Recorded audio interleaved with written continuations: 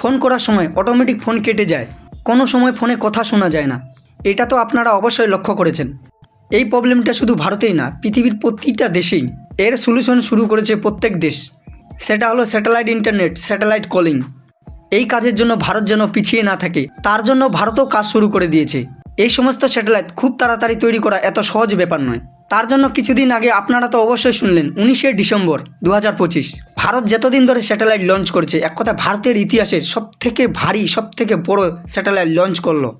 Blue বার black 2 এই নাম ছিল স্যাটেলাইটটার। এই কাজটা ভারত করলো পার্টনারশিপ হিসাবে। আমেরিকার কোম্পানি এটিএস, ভারতের ইসরো, দুজনেই মিলে একসঙ্গে তৈরি করেছে।